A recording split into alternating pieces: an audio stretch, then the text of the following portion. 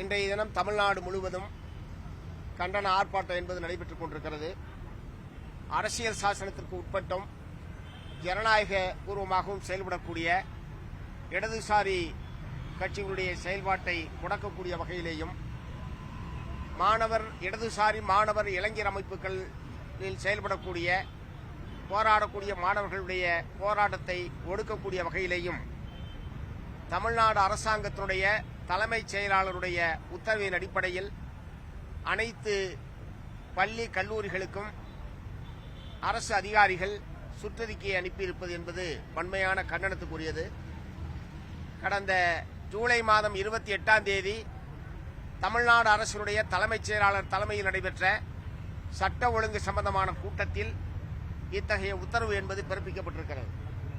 தலைமைச் செயலாளர் தலைமையிலான கூட்டத்தினுடைய முடிவின் அடிப்படையில்தான் கல்லூரி கல்வி ஆணையர் அவர்கள் இத்தகைய சுற்றறிக்கை அனுப்பியிருக்கிறார். தமிழ்நாடு அரசுடைய உயர்கல்வித்துறை செயலாளர் அவர்கள் தமிழ்நாட்டில் உள்ள அனைத்து பல்கலைக்கழகங்களுடைய பதிவாளர்களுக்கும் இதே போன்ற சுற்றறிக்கை அனுப்பியிருக்கிறார். இது ஜனநாயக நாட்டில் இப்படிப்பட்ட ஒரு சம்பவம் என்பது அநேகமாக இந்தியாவில் எங்கேயுமே நடைபெற்றதில்லை. ஆகவே தமிழ்நாடு தலைமைச் செயலாளருடைய இந்த நடவடிக்கை என்பது சட்டவிரோதமானது, வன்மையான கண்டனத்துக்குரியது என்பதை நான் தெரிவித்துக் கொள்ள விரும்புகிறேன். ஆகவே இப்படி ஜனநாயகத்துக்கு விரோதமாகவும் அரசியல் சட்டத்துக்கு விரோதமாகவும் செயல்படக்கூடிய தலைமைச் செயலாளர் அவர்கள் தலைமைச் செயலாளராக நீடிப்பதற்கு தகுதியற்றவர் என்கிற முறையில் உடனடியாக அவர் பதவியிலிருந்து அகற்றப்பட வேண்டும் என்று மார்க்சிஸ்ட் கம்யூனிஸ்ட் கட்சியின் சார்பில் கேட்டுக்கொள்ள விரும்புகிறோம். ஏற்கனவே தமிழ்நாடு சட்டமன்றத்தில் இது சம்பந்தமாக விவாதம் நடைபெற்ற போது உயர்கல்வித்துறை அமைச்சர் அவர்கள் தெரிவித்த பதில் என்பது கொஞ்சமும் ஏற்புடையதல்ல. அது நடந்த சம்பவத்தை மூடி மறைக்கக்கூடிய வகையிலேதான் உயர்கல்வித்துறை அமைச்சருடைய பதில் என்பது இருக்கிறது. ஏதோ சில வார்த்தைகள் சில அமைப்புகள் சம்பந்தமாக தவறுதலாக அதில் குறிப்பிடப்பட்டு விட்டது என்ற முறையில் தமிழ்நாடு சட்டப்பேரவையில் அமைச்சர் அவர்கள் தெரிவித்தார்கள்.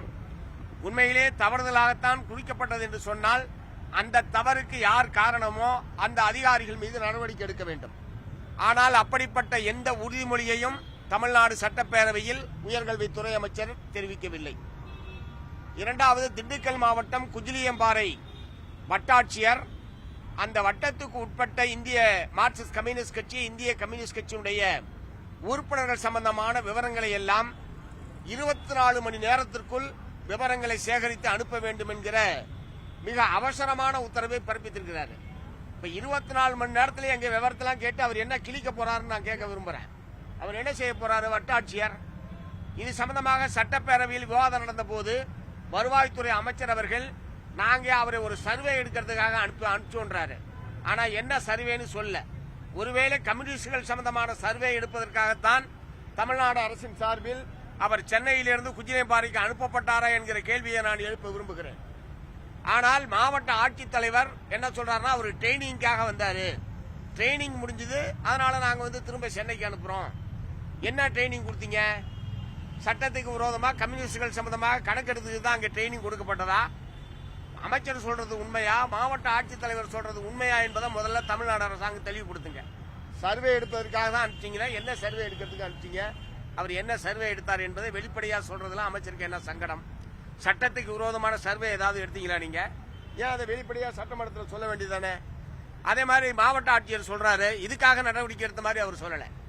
மாறாக நாங்க அவருக்கு ட்ரைனிங் கொடுத்தோம், ட்ரைனிங் முடிஞ்சோன்னா அவர் அங்க இங்கிருந்து இடமாறுதல் செய்யப்பட்டு மீண்டும் சென்னைக்கு அனுப்பப்படுகிறார் என்று சொல்றாங்க. ஆகவே அமைச்சர் சொல்வதற்கும் மாவட்ட ஆட்சியர் சொல்வதற்குமே மிகப்பெரிய முரண்பாடு என்பது இருக்கிறது. எப்படி இருப்பினும் அது அரசாங்கமே சொல்லி செய்திருந்தாலும் அல்லது தன்னிச்சையாக வட்டாட்சியர் அத்தகைய சர்வே எடுப்பது என்கிற முடிவை எடுத்திருந்தாலும் அது சட்டவிரோதமானதும் கடும் கண்டனத்துக்குரியது. ஆகவே இதற்கு காரணமான வட்டாட்சியர் மீது உடனடியாக நடவடிக்கை எடுக்க வேண்டும்.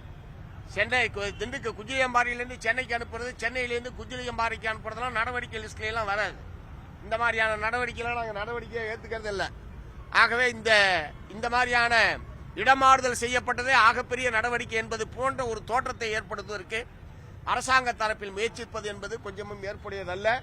ஆகவே வட்டாட்சியர் மீதும் இந்த மாதிரியான சட்டவிரோத செயலில் ஈடுபட்ட குற்றத்திற்காக அவர் மீது நடவடிக்கை எடுக்கணும். நான் என்ன சொல்ல விரும்புறேன், அவர் அவருடைய கீழ்நிலை அதிகாரிகளுக்கு விஓஓ தலையாரி அவங்களுக்கு மட்டும் அனுப்புறாரு. பழனி கோட்டாட்சியருக்கு அனுப்புறாரு, மாவட்ட ஆட்சியருக்கு அனுப்புறாரு. அப்படின்னா இது சட்டவிரோதம்னு தெரிந்து வட்டாட்சியருக்கு மேல இருக்கக்கூடிய ஆர்டிஓவோ கலெக்டரோ உடனடியாக நடவடிக்கை எடுத்திருந்தால் அது வேறு. ஆனால் இந்த பிரச்சனை வெளியே வந்து எங்களை போன்றவர்கள் முதலமைச்சருடைய கவனத்துக்கு கொண்டு சென்ற பிறகுதான் இந்த இடமாறுதல் என்பதே நடைபெறுகிறது. அப்படின்னா இது தவறுன்னு கலெக்டருக்கு படல, ஆர்டிஓவுக்கு படலன்னு சொன்னா என்ன நிர்வாகம் நடக்குது? இந்த அதிகாரிகள்லாம் தமிழ்நாடு அரசாங்கத்துடைய கட்டுப்பாட்டில் செயல்படுகிறார்களா அல்லது அதிகாரிகளின் கட்டுப்பாட்டில் தமிழ்நாடு அரசாங்கம் இருக்கிறதா என்கிற கேள்வியைத்தான் இந்த இரண்டு சம்பவங்களும் தமிழ்நாட்டு மக்கள் மத்தியில் எழுப்பியிருக்கிறது. தமிழ்நாடு முழுவதும் விவாத பொருளாக ஆகியிருக்கிறது. ஆகவே இதை சரி செய்யக்கூடிய வகையில் தவறு நிகழ்ந்து விட்டது, இதை நாங்கள் சரி செய்கிறோம் என்கிற முறையில் அரசின் அணுகுமுறை இருக்க வேண்டுமே தவிர மூடி மறைக்கக்கூடிய வகையில் இருப்பது என்பதை ஒருபோதும் ஏற்க முடியாது. ஆகவே தமிழ்நாடு அரசுடைய தலைமைச் செயலாளர் 4 நாளைக்கு முன்னாடி தான் இந்தியாவுடைய பிரதமர் துமோகி நக்சல் என்கிற பெயரில் ஒரு வார்த்தையை அவர் பயன்படுத்துகிறார். அர்பன் நக்சல் என்று சொல்லி அவர்கள் எல்லாம் இனிமேல் அறிவுஜீவி நக்சல்கள் எல்லாம் கணக்கெடுக்கப்படுவார்கள் என்கிற முறையில் அவர் சொல்றாரு. அடுத்த 2 நாளையில எங்க தலைமைச் செயலாளர் இப்படி ஒரு உத்தரவை போடுகிறார். அதுக்கு 2 நாள்ல குஜிலியம்பாறை வட்டாட்சியர் கணக்கெடுப்பு நடத்துறாரு. இது எல்லாத்தையும் இணைச்சு பார்த்தால் ஏதோ மத்திய அரசும் மாநில அரசும் திட்டமிட்டு இத்தகைய சதி நடவடிக்கையில் ஈடுபடுகிறார்களா என்கிற சந்தேகத்தையும் விவாதத்தையும் தமிழ்நாட்டு மக்கள் மத்தியில் எழுப்பியிருக்கிறது. இதற்கு முற்றுப்புள்ளி வைக்க வேண்டிய பொறுப்பு தமிழ்நாடு அரசுக்கு, தமிழ்நாடு முதலமைச்சருக்கு இருக்கிறது. ஆகவே தமிழ்நாடு முதலமைச்சர் அவர்கள் உடனடியாக தலையிட்டு தவறு நிகழ்ந்துவிட்டது, நாங்கள் உரிய நடவடிக்கை எடுக்கிறோம் என்கிற செய்தியை தமிழ்நாட்டு மக்களுக்கு தெரிவிக்கக்கூடிய வகையில் தலைமைச் செயலாளர் அந்த பொறுப்பில் இருந்து அகற்றப்பட வேண்டும். அவர் ஏற்கனவே பதவி நீட்டிப்பில் தான் இருக்காரு. அவர் ஆல்ரெடி ஓய்வு பெற்று விட்டு விட்டார். தேர்தல் ஆணையத்தின் மூலமாகத்தான் அவர் இங்கே வந்தார். தமிழ்நாடு அரசின் சார்பில் கேட்டு அவர் இங்கே வரவில்லை. தேர்தல் ஆணையத்தின் மூலமாகத்தான் அவர் இங்கே நியமனம் செய்யப்பட்டார்.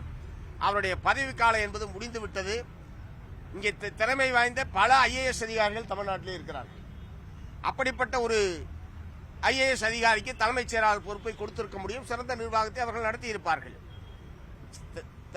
திறமை வாய்ந்த பல அதிகாரிகள் தமிழ்நாட்டில் இருக்கிற போது ஏற்கனவே பதவி காலம் முடிந்த ஒரு அதிகாரியை எதற்காக பதவி நீட்டிப்பு கொடுக்க வேண்டும்? ஆகவே அவர் இப்போது இருப்பது என்பது சட்டவிரோதமானது. ஆகவே உடனடியாக அவரை அந்த பொறுப்பிலிருந்து நீக்குவதன் மூலமாக ஏற்பட்டிருக்கிற இந்த எல்லா விதமான பிரச்சனைகளுக்கும் தமிழ்நாடு அரசாங்கம் தீர்வு காண்பதற்கு தயாராக இருக்கிறது என்கிற செய்தியை தமிழ்நாட்டு மக்களுக்கு தெளிவுபடுத்தக்கூடிய வகையில் தமிழ்நாடு அரசாங்கம் நடந்து கொள்ள வேண்டும் என்று மார்க்சிஸ்ட் கம்யூனிஸ்ட் கட்சியின் சார்பில் வற்புறுத்தி கேட்டுக்கொள்ள விரும்புகிறேன்.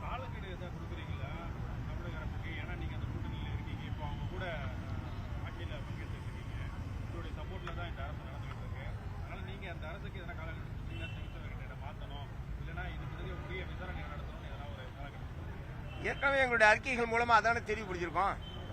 இந்த சுற்றறிக்கை வெளிவருவதற்கு காரணமானவர்கள் யாராக இருந்தாலும் முதல் காரணம் தலைமைச் செயலாளர் தலைமையில் நடைபெற்ற கூட்டம்.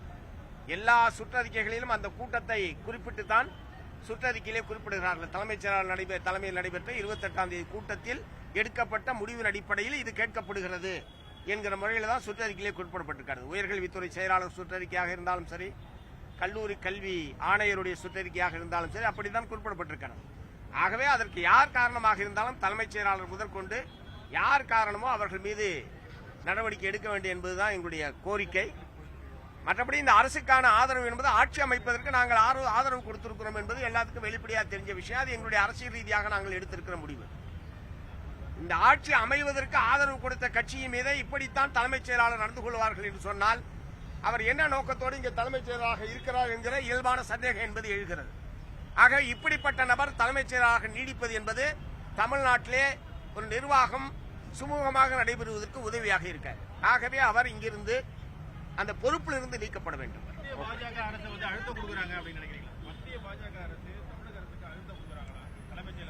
யார் அழுத்தம் கொடுத்தாலும் இவங்களுக்கு எங்க போச்சு புத்தி? ரைட்.